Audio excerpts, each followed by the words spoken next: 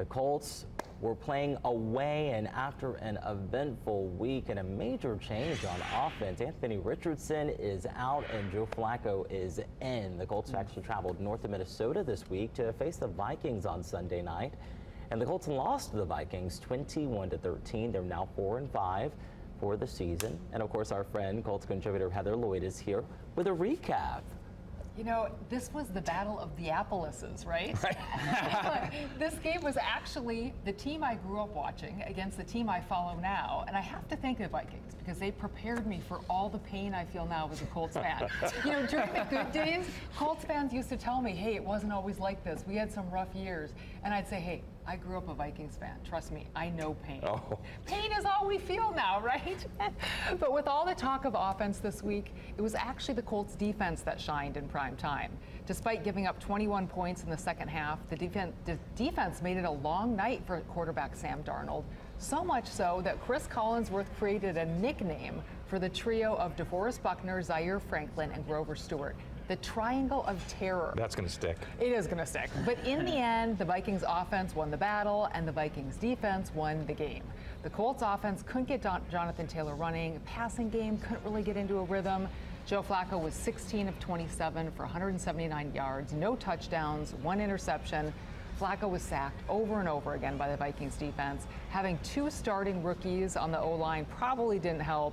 The Vikings were the better team on offense, on defense. Special teams was kind of a mess on both sides. And you know what? I'm actually going to give coaching advantage Vikings also, because I do not think this was Shane Steichen's best performance as a coach. Well, and he's also got decisions to make moving forward. Flacco didn't exactly light the world up on fire, but he also made it clear Anthony Richardson was not an option in his mind yesterday. What do you make of all that?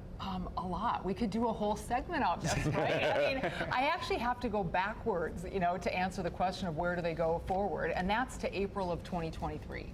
Because the truth is, the Colts were never in a position to draft a prospect like Anthony Richardson. He was 20 years old, had very little starting experience at quarterback. The Colts had been going around that quarterback carousel for 4 years already. They were in need of a quarterback who could start now. I had Richardson going to the Seahawks at number 6, where he could sit behind Geno Smith for a few seasons and learn, which is what he's now doing behind Joe Flacco. It's very hard to learn the fundamentals of football while you're on the field with the biggest, fastest, strongest players in the world coming at you on every play. It's not working. Richardson's not improving. In fact, you could argue he's regressing. And from recent reports, the Colts aren't particularly happy with how he's approaching things in terms of preparation, professionalism. Richardson is going to have to prove himself to earn his job back. But if you look at the numbers for a quarterback who gets drafted, then gets benched by his team, the odds are stacked against them. You know, where do the Colts go from here? You know, it's in a matchup week. I wish they could be just playing the Panthers or someone like that next week. Yeah. Not any easier. Yeah, where they're going right now is unfortunately to a much more difficult place. The good news, Colts are at home on Sunday. The bad news, they host the 7-2 Bills. Then it's off to New York to play the Jets. I don't even know what to say about them right now. Then they welcome the Lions, who are probably the best team in the NFC. So over the next 3 weeks, the Colts face 2 of the best teams in the NFL. They bench their young quarterback. Kicker's unreliable. It's fine. It's fine, right? It's all fine. Keep telling yourself that. Yeah. Listen, normally by November, we've got the Colts in meltdown mode, right? Okay. This is kind of how it's been. This year started end of October. You could actually argue they're ahead of the game. They overachieved, right?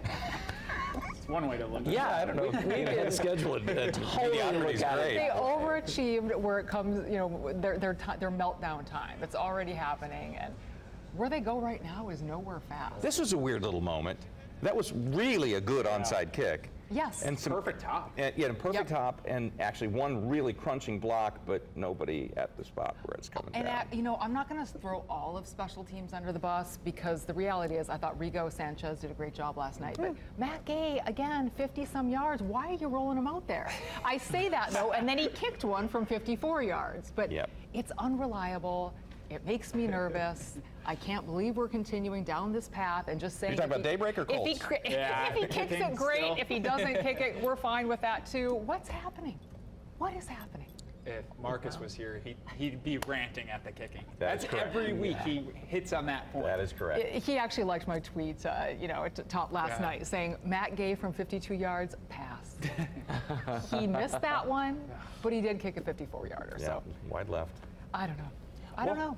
On the bright side, it's saving you on a dry cleaning bill.